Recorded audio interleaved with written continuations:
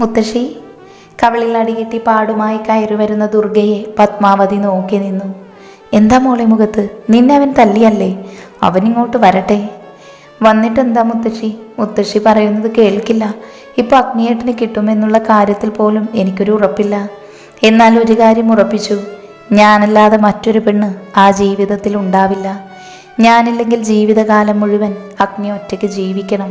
മറ്റൊരു പെണ്ണിൻ്റെ കൂടെ ഈ വീട്ടിൽ സന്തോഷത്തോടെ ജീവിക്കില്ല. ഇത് ദുർഗയുടെ ഒരു വാശിയാ. മോള് വിഷമിക്കേണ്ട.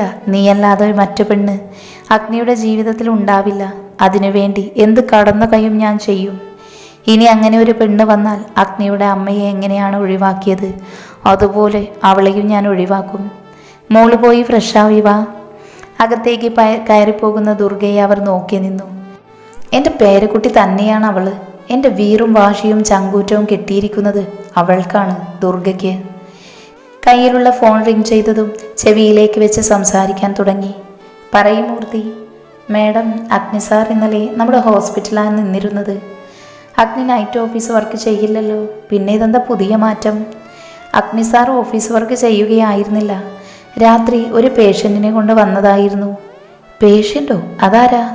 പത്മാവതി സംശയത്തോടെ അയാളെ നോക്കി.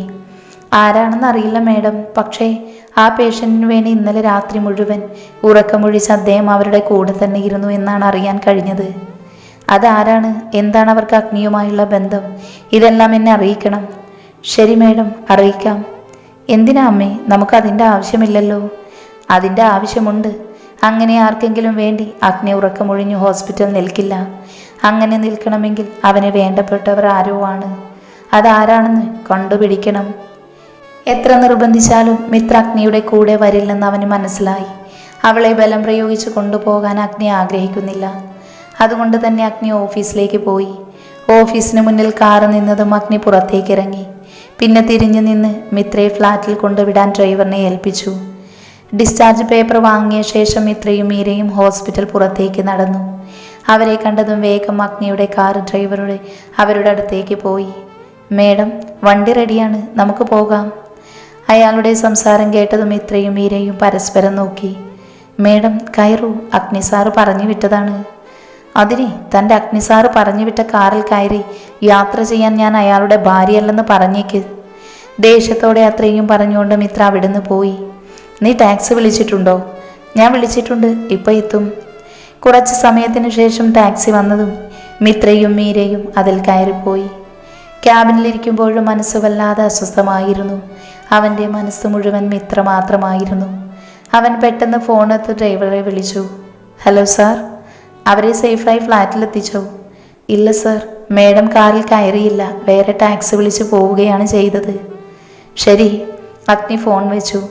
ഇവളോട് എത്ര പറഞ്ഞിട്ടും കാര്യമില്ല, ഇവൾക്ക് മനസ്സിലാവില്ല. അല്ലെങ്കിൽ ഞാൻ പറയുന്നത് ഇതിര് ചെയ്യുന്നതാണല്ലോ എപ്പോഴും ഇഷ്ടം. എന്തായാലും ഈ കാര്യത്തിൽ നിന്റെ ഇഷ്ടത്തിന് ഞാൻ വിടില്ല മിത്ര. ഫ്ലാറ്റിലേക്ക് കയറിയതും മിത്ര മുറിയിലേക്ക് പോയി റെസ്റ്റ് എടുത്തു. മിത്രയ്ക്ക് വേണ്ടി കഴിക്കാനുള്ളതെല്ലാം മീര ഉണ്ടാക്കി. അഗ്നിക്ക് മനസ്സിനാകെ വല്ലാത്ത അസ്വസ്ഥത തോന്നി. കണ്ണടച്ചാൽ 5 വയസ്സുള്ളൊരു കുട്ടിയും അവനെ എടുത്തുയർത്തുന്ന ഒരമ്മയും. ആ അമ്മയ്ക്ക് അഗ്നിയുടെ അമ്മയുടെ മുഖഛായ ആയിരുന്നു. ചിരിച്ചുകൊണ്ടിരുന്ന ആ അമ്മ പെട്ടെന്ന് അപ്രതീക്ഷിതമായി. ആ കുട്ടി നിലവിളിച്ചുകൊണ്ട് ചുറ്റും നോക്കി. കുറച്ചു ദൂരെയായി വെള്ള പുതച്ചു കിടക്കുന്ന അമ്മയെ കണ്ടതും അവൻ നിലവിളിച്ചുകൊണ്ട് അവരുടെ അടുത്തേക്ക് ഓടി. ആ അമ്മയെ കെട്ടിപ്പിടിച്ച് കരയാൻ മാത്രമേ അവനെ കൊണ്ട് സാധിച്ചിരുന്നുള്ളൂ. അമ്മ. അഗ്നി അവൻ്റെ കണ്ണുകൾ വലിച്ചു തുറന്നു. ഇപ്പോഴും ഓഫീസ് ക്യാബിന് തന്നെയാണ് താനെന്ന് അവൻ മനസ്സിലായി. ഒന്ന് നെടുവേർപ്പെട്ടുകൊണ്ട് അവൻ ചെയറിലേക്കിരുന്നു. തൻ്റെ അമ്മ, ജീവിതത്തിലെ ഏറ്റവും വലിയ നഷ്ടം. ഓർക്കുന്തോറും അഗ്നിയിൽ അതിയായ നോവുണർന്നു. ഒരു നിമിഷം അവൻ്റെ മനസ്സിലേക്ക് അമ്മയുടെ സ്ഥാനത്ത് മിത്ര കടന്നു വന്നു. കണ്ണുകൾ ഇറുക്കെ അടച്ചുകൊണ്ട് തുറന്നു അവൻ. ഇല്ല മിത്ര, നിന്നെ അഗ്നി ആർക്കും വിട്ടുകൊടുക്കില്ല, അതിന് മരണത്തിനാണെങ്കിൽ പോലും. അഗ്നി എന്തൊക്കെയോ മനസ്സിൽ ഉറപ്പിച്ചുകൊണ്ട് വീട്ടിലേക്ക് പോയി. മോളെ, നീ എങ്ങനെയെങ്കിലും അഗ്നിയുടെ മനസ്സിൽ കയറി കൂടാൻ നോക്ക്. അതിന് അമ്മ പറയുന്നത് കേട്ട് തുള്ളാൻ എൻ്റെ അച്ഛനല്ല അഗ്നി. അമ്മ എന്താ വിചാരിച്ചത്? അഗ്നി അച്ഛനെ പോലെയാണെന്നാണോ? അല്ല, അവനെ എൻ്റെ വരുതി കൊണ്ടുവരുന്നത് അത്ര എളുപ്പമല്ല. അതൊക്കെ നീ വിചാരിച്ച നടക്കും മോളെ. അല്ലെങ്കിലും നടത്തിയെടുക്കാൻ ദുർഗയ്ക്ക് അറിയാം. വേണം, ഈ കണ്ട സ്വത്ത് മുഴുവൻ അവനുള്ളതാ.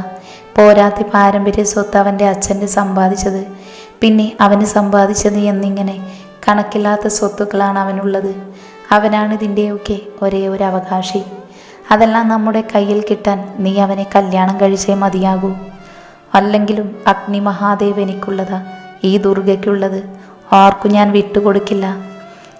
പറയുമ്പോഴും ദുർഗയിൽ ഒരുതരം പകയായിരുന്നു. മിത്ര ഉണർന്നതും മീര അവളുടെ അടുത്തേക്ക് പോയി. നീ ഓക്കെ അല്ല മിത്ര? എനിക്കൊരു കുഴപ്പമില്ല, ഞാൻ ഫ്രഷായിട്ട് വരാം. മിത്ര ഫ്രഷായി വന്നപ്പോൾ കാണുന്നത് എന്തോ ചിന്തിച്ചിരിക്കുന്ന മീരയാണ്. എന്താ മീര, നീ എന്താ ആലോചിക്കുന്നത്? എടീ, അത് അഗ്നിസാറ് വന്നിട്ടുണ്ടായിരുന്നു. എന്തിന്? നിനക്കും കുഞ്ഞിനെ എന്തോ ഭീഷണിയുള്ള പോലെ. അതുകൊണ്ടാണ് സാറ് നിന്റെ കാര്യത്തിൽ ഇത്ര കെയർ എടുക്കുന്നത്. മീര, ഇതിനെക്കുറിച്ച് സംസാരിക്കേണ്ട. മിത്ര, സാറിന് നല്ല മാറ്റമുണ്ട്. എനിക്ക് തോന്നുന്നത് ഈ കുഞ്ഞിൻ്റെ വരവ് സാറിൻ്റെ ജീവിതത്തിലെ മാറ്റത്തിനാണെന്നാ. അതുകൊണ്ട് മീര, അയാളെക്കുറിച്ചൊന്നും എനിക്ക് കേൾക്കണ്ട. നീ എൻ്റെ ഉള്ളിൽ സമാധാനം കൂടെ കളയരുത്. പിന്നെ അയാൾ നന്നാവുമെന്ന കാര്യം അത് ഈ ജന്മം നടക്കില്ല. ഇനി നടന്നാലും അയാളെ ഞാൻ സ്നേഹിക്കില്ല, സ്വീകരിക്കാനോ പോകുന്നില്ല. ഒരു പെണ്ണിനെ ബലമായി കീഴ്പ്പെടുത്തിയതിനു ശേഷം അയാളെ സ്നേഹിക്കാനും സ്വീകരിക്കാനും ഞാൻ അത്രയ്ക്ക് പാവൊന്നുമല്ല. മിത്രയാണ് മിത്ര. ആ സമയം മിത്രയിൽ നിറഞ്ഞു നിന്നത് അഗ്നിയോടുള്ള വെറുപ്പ് മാത്രമായിരുന്നു. മിത്ര, ഞാൻ അങ്ങനെയൊന്നും ഉദ്ദേശിച്ച് പറഞ്ഞതല്ല. മതി മീര, എനിക്ക് അയാളെക്കുറിച്ച് സംസാരിക്കാൻ താല്പര്യമില്ല. മിത്ര എഴുന്നേറ്റ് അകത്തേക്ക് പോയി. മേഡം, ഡീറ്റെയിൽസ് കിട്ടിയിട്ടുണ്ട്. നമ്മുടെ കമ്പനിയിലെ തന്നെ സ്റ്റാഫാണ്, മിത്ര എന്ന പേര്. മിത്ര? അതെ മേഡം, ആ കുട്ടി പ്രഗ്നൻ്റാണ്, മാരീഡല്ല. പിന്നെ ആ കുഞ്ഞ് അഗ്നിസാറിൻ്റെതാണെന്ന് ഒരു സംസാരമുണ്ട്. എന്താ പറഞ്ഞത്? സംസാരമുണ്ട്, സത്യാണോ എന്ന് എനിക്കറിയില്ല മേഡം. താൻ പൊക്കോ, പിന്നെ ഈ കാര്യങ്ങളൊന്നും അഗ്നി അറിയരുത്. അയാൾ പോയത് സുഭദ്ര അവരുടെ അടുത്തേക്ക് വന്നു. അമ്മ, അയാൾ പറഞ്ഞത് സത്യമാണ്. അങ്ങനെ ഏതോ ഒരു പെണ്ണിന് വേണ്ടി അവൻ ഉറക്കം കളഞ്ഞ് ഹോസ്പിറ്റൽ ചിലവഴിക്കില്ല. അമ്മേ, അപ്പോൾ അഗ്നിയെ മാത്രം സ്വപ്നം കണ്ടിരുന്ന എൻ്റെ മോളോ? അവളോട് ഞാൻ എന്താ പറയേണ്ടത്? അഗ്നി ദുർഗയ്ക്കുള്ളതാ. ചരിത്രം ആവർത്തിക്കാൻ പത്മാവതി ജീവനോടെ ഉള്ളപ്പോൾ അനുവദിക്കില്ല. അമ്മേ, എനിക്കറിയാം എന്താ ചെയ്യേണ്ടതെന്ന്. അവളെയും അവളുടെ വയറ്റിലുള്ള അസുരവിത്തിനെയും പരലോകത്ത് അയക്കാൻ പോലും ഞാൻ മടിക്കില്ല. വേണോ അമ്മേ? അവൻ്റെ അമ്മയെപ്പോലൊരു ഉരുമ്പുട്ടോള് ഇനി ഈ കുടുംബത്തിൽ വന്ന് കയറരുത്. പത്മാവതിയുടെ ചുണ്ടിലൊരു ക്രൂരമായ ചിരി വിരിഞ്ഞു. എന്നാൽ ഇതെല്ലാം കേട്ടുകൊണ്ട് അവിടെ നിന്ന് മൂന്നാമത്തെ ആളെ അവർ കണ്ടിരുന്നില്ല. മെയിൽ ചെക്ക് ചെയ്യുകയായിരുന്നു അഗ്നി. അപ്പോഴാണ് പ്രതീക്ഷിക്കാതെ ഫോൺ റിങ് ചെയ്തത്. കണ്ണൻ എന്ന് സേവ് ചെയ്ത പേര് കണ്ടതും അവൻ കോൾ അറ്റൻഡ് ചെയ്തു. നിന്നോട് ഞാൻ പറഞ്ഞിട്ടില്ലേ ഓഫീസ് ടൈമിൽ വിളിക്കരുത് എന്ന്? ഏട്ടാ, ഇത് അത്യാവശ്യ കാര്യം പറയാനാണ്. മെസ്സേജ് അയച്ചാൽ മതി. എനിക്ക് കുറച്ച് വർക്ക് പെൻഡിങ് ഉണ്ട്, അത് തീർത്തിട്ട് ഞാൻ നോക്കാം. ഏട്ടൻ വർക്കെല്ലാം നോക്കി കഴിയുമ്പോഴേക്കും ആ കിളവി ഏട്ടത്തിയെയും കുഞ്ഞിനെയും എന്തെങ്കിലും ചെയ്യും. എന്താ? അതെ ഏട്ടാ. കണ്ണൻ അഗ്നിയോട് പത്മാവതി സംസാരിച്ച കാര്യങ്ങളെല്ലാം പറഞ്ഞു. അവൻ്റെ കണ്ണുകൾ ദേഷ്യം കൊണ്ട് ചുവന്നു. നീ ഫോൺ വെച്ചോ, ഞാൻ ബാക്കി നോക്കിക്കോളാം. പെട്ടെന്ന് തന്നെ അഗ്നി കാറ്റ് പോലെ പുറത്തേക്ക് പോയി. കാറിലേക്ക് കയറിയതും അത് വീട്ടിലേക്ക് പാഞ്ഞു. പതിവില്ലാതെ ഈ സമയത്ത് അഗ്നിയുടെ കാറ് കണ്ടതും സംശയത്തോടെ നോക്കി നിൽക്കുകയായിരുന്നു സുഭദ്ര. അവൻ കാറിൽ നിന്നിറങ്ങിയതും കാറ്റുപോലെ വീട്ടിലേക്ക് കയറി. മുന്നിൽ കണ്ട ഓരോന്നും എറിഞ്ഞൊടിച്ചുകൊണ്ടിരുന്നു. അവൻ്റെ പ്രവൃത്തിയിൽ അവർ പകച്ചു നിന്നുപോയി. അവൻ്റെ ദേഷ്യം മുഴുവൻ അവൻ ആ വസ്തുക്കളിൽ കാണിച്ചു. അഗ്നി, മോനെ, എന്തീ കാണിക്കുന്നത്? അവിടെ വെക്ക്. അവനെ തടയാൻ എന്നോണം സുഭദ്ര പറഞ്ഞതും അവരെ തൻ്റെ നോട്ടത്തിൽ തന്നെ അടക്കി നിർത്തിയിരുന്നു അഗ്നി. വീണ്ടും അവൻ ഓരോന്നായി എറിഞ്ഞുടക്കാൻ തുടങ്ങി. അഗ്നി! ദേഷ്യത്തോടെ അവൻ തിരിഞ്ഞു നോക്കിയതും കാണുന്നത് തൻ്റെ അടുത്തേക്ക് വരുന്ന വർമ്മയെയാണ്. അഗ്നി, എന്താ ഇത്? എന്തിനാ നീ ഇതൊക്കെ എറിഞ്ഞുടക്കുന്നത്? എനിക്ക് നിങ്ങളോടൊന്നും സംസാരിക്കാനില്ല. അഗ്നി, ഞാൻ നിന്റെ അച്ഛനാണ്. അതിപ്പോഴാണോ നിങ്ങൾക്ക് ഓർമ്മ വരുന്നത്? അഗ്നി! അഗ്നിയെ നോക്കി ദേഷ്യത്തിൽ നടന്നു വരുന്ന പത്മാവതിയെ കണ്ടതും അവൻ്റെ മുഖം ഇരുണ്ടു. ഓ, പത്മാവതി അമ്മ ഇവിടെ ഉണ്ടായിരുന്നോ? നീ എന്താ ചെയ്യുന്നത്? ഇതൊക്കെ എന്താ? എന്തിനാ നീ ഇതെല്ലാം എറിഞ്ഞുടക്കുന്നത്? ഇതെല്ലാം നിങ്ങൾക്കുള്ള മുന്നറിയിപ്പാണ്. അഗ്നി, നീ എന്തൊക്കെയാ പറയുന്നത്? വർമ്മ ദേഷ്യത്തോടെ അഗ്നിയോട് അലറി. എല്ലാവരും മനസ്സിലാക്കാൻ വേണ്ടി പറയുക, മിത്രയുടെ പുറകെ പോകരുത്. പോയാൽ. അവൻ്റെ സംസാരം കേട്ടതും സുഭദ്ര ദേഷ്യത്തോടെ അവൻ്റെ അടുത്തേക്ക് വന്നു. ആ ഒരുമ്പുട്ടവൾക്ക് വേണ്ടിയാണോ അഗ്നി നീ അമ്മയോടും നിന്റെ അച്ഛനോടും ഇങ്ങനെ പെരുമാറുന്നത്? എന്തുകൊണ്ടോ മിത്രയെക്കുറിച്ച് അവർ പറഞ്ഞ വാക്കുകൾ അവനെ കേട്ടു നിൽക്കാനായില്ല. അവർക്ക് നേരെ വിരൽ ചൂണ്ടിക്കൊണ്ട് അവൻ അലറുകയായിരുന്നു. മിണ്ടരുത്, നിങ്ങളുടെ ദുഷിച്ച നാവ് കൊണ്ട് അവളെക്കുറിച്ച് ഒരക്ഷരം മിണ്ടിയാൽ. ഇതെല്ലാം കണ്ടും കേട്ടു നിന്ന വർമ്മയ്ക്ക് ഒന്നും മനസ്സിലാകുന്നുണ്ടായിരുന്നില്ല. അഗ്നി, മതി, കുറച്ചായി ഞാൻ ഇതൊക്കെ സഹിക്കുന്നു. ഒന്നെങ്കിൽ വ്യക്തമായി പറയുക, അല്ലെങ്കിൽ ആ വിഷയം സംസാരിക്കാതിരിക്കുക. ശരി, എല്ലാവർക്കും ഞാൻ വ്യക്തമാക്കി തരാം. മിത്രയ്ക്കോ അവളുടെ വയറ്റിൽ വളരുന്ന എൻ്റെ കുഞ്ഞിനോ ഇവിടെയുള്ള ആളുകൾ കാരണം എന്തെങ്കിലും സംഭവിച്ച സ്വന്തവും ബന്ധവും നോക്കാതെ കൊന്നു തള്ളും ഞാൻ, ഓർത്തോ. അത്രയും പറഞ്ഞുകൊണ്ട് അവൻ പത്മാവതിയെ ഒന്ന് കൂർപ്പിച്ച് നോക്കിക്കൊണ്ട് അകത്തേക്ക് പോയി. അപ്പോഴും അഗ്നി പറഞ്ഞ വാക്കുകളിൽ കുരുങ്ങിക്കിടക്കുകയായിരുന്നു വർമ്മ. അപ്പോൾ അഗ്നി, ഈ ഒരു തെറ്റുകൂടി അവൻ്റെ ഭാഗത്തു നിന്ന് ഉണ്ടായിരിക്കുന്നുള്ളൂ. ഇപ്പോൾ ഒരു പെണ്ണിൻ്റെ കണ്ണീര് കൂടി. ഒരു പിതാവ് എന്ന നിലയിൽ താൻ പൂർണ്ണ പരാജയമാണെന്ന് അയാൾ വേദനയോടെ മനസ്സിലാക്കി. അപ്പോഴേക്കും അയാൾ നെഞ്ചിൽ കൈവച്ചുകൊണ്ട് ചെയറിലേക്ക് ഇരുന്നിരുന്നു. അത് കണ്ടതും സുഭദ്ര അയാളുടെ അടുത്തേക്ക് ഓടിച്ചെന്ന് പിറകെ പത്മാവതിയും. മോനെ, നിനക്കെന്തെങ്കിലും പറ്റിയോ? അയാളുടെ അടുത്തേക്ക് ഓടി വന്നുകൊണ്ട് പത്മാവതി വ്യാകുലതയോടെ ചോദിച്ചു. എനിക്കൊന്ന് കിടക്കണം. മറുപടിക്ക് കാത്തു നിൽക്കാതെ അയാൾ വേഗം മുറിയിലേക്ക് പോയി കതകടച്ചു. മുറിയിൽ കയറിയതും അഗ്നി നോക്കി. കണ്ണൻ അതിനകത്ത് തന്നെ നിൽക്കുന്നുണ്ടായിരുന്നു. എന്നാലും ഏട്ടനൊരു സംഭവം തന്നെയാ. ആ കിളവി നിന്ന് വിയർക്കുന്നുണ്ടായിരുന്നു. പിന്നെ എൻ്റെ അമ്മയും. എന്നാലും എന്നോട് പറഞ്ഞില്ലല്ലോ. ഏട്ടത്തി എപ്പോഴാണ് ഇങ്ങോട്ട് കൂട്ടിക്കൊണ്ടു വരുന്നത്? അതിനവൾ ഇങ്ങോട്ട് വന്നാലല്ലേ?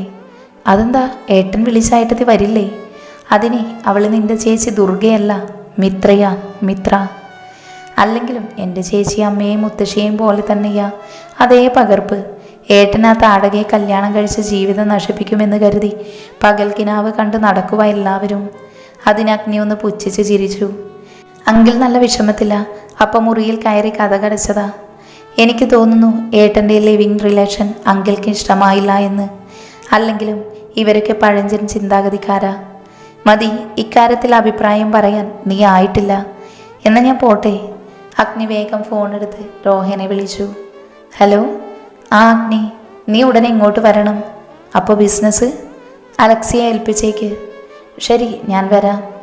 ഇവനെന്താ പതിവില്ലാത്ത വിളി? എന്തായാലും വെറുതെ ആവില്ല. വർമ്മയ്ക്ക് അന്നത്തെ രാത്രി ഉറക്കമുണ്ടായിരുന്നില്ല. അയാളുടെ ഓർമ്മകൾ 30 വർഷം പുറകോട്ട് പോയി. അനന്തഭദ്രൻ്റെയും പത്മാവതിയുടെയും 3 മക്കളിൽ രണ്ടാമനാണ് മഹാദേവ വർമ്മ. സമ്പത്തിൻ്റെയും ആർഭാടത്തിൻ്റെയും മടിത്തട്ടിലായിരുന്നു അയാളുടെ ജീവിതം. തൻ്റെ 10 വയസ്സാണ് അച്ഛൻ മരിക്കുന്നത്. എന്നാലും കർഷകകാരിയായ അമ്മ എല്ലാം തൻ്റേതോടെ ഏറ്റെടുത്തു. അത് മുന്നോട്ട് കൊണ്ടുപോവുകയും ചെയ്തു. എൻ്റെ ചേട്ടൻ ശിവദേവ് അമ്മയോടൊപ്പം ബിസിനസ്സിലേക്ക് ഇറങ്ങി. വിദ്യാഭ്യാസം പൂർത്തിയായതോടെ ഞാനും ചെറുതായി ഓരോന്ന് നോക്കി നടത്താൻ തുടങ്ങി. ആ സമയത്താണ് അവൾ എൻ്റെ ജീവിതത്തിലേക്ക് വന്നത്. ലക്ഷ്മി, അഗ്നിയുടെ അമ്മ. എൻ്റെ ആദ്യത്തെയും അവസാനത്തെയും പ്രണയം. ഇന്നും അവൾ എന്നിൽ ജീവിക്കുന്നു. ലക്ഷ്മിയുടെ വരവോടെ എൻ്റെ ജീവിതത്തിൽ പുതിയ നിറങ്ങൾ വന്നു. അവളോടുള്ള പ്രണയം ഞാൻ തുറന്നു പറഞ്ഞപ്പോൾ അവൾ ഒഴിഞ്ഞു മാറിയെങ്കിലും അതൊരു ആത്മഹത്യ ഭീഷണിയിലൂടെ ഞാൻ നേടിയെടുത്തു. അമ്മയുടെ എതിർപ്പിനെ പോലും അവഗണിച്ച് ഞാൻ അവളെ വിവാഹം കഴിച്ചു. അതോടെ അമ്മ എന്നെ വീട്ടിൽ നിന്ന് പുറത്താക്കി. ലക്ഷ്മിയുടെ കൂടെയുള്ള ജീവിതം ദാരിദ്ര്യത്തിലും നിറമുള്ളതായിരുന്നു. പലതരത്തിലുള്ള പ്രതിസന്ധികളിലും അവൾ എന്നെ ചേർത്ത് പിടിച്ചു. എനിക്ക് ആത്മവിശ്വാസം നൽകി. അതോടെ എൻ്റെ ബിസിനസ് പച്ച പിടിച്ചു. അഗ്നിയുടെ ജനനത്തോടെ ജീവിതത്തിൽ സന്തോഷം നിറഞ്ഞു. അമ്മ ഞങ്ങളെ സ്വീകരിച്ച് വീട്ടിലേക്ക് കൊണ്ടുവന്നു. എന്നാൽ പിന്നീട് എൻ്റെ ജീവിതത്തിൽ സംഭവിച്ചത്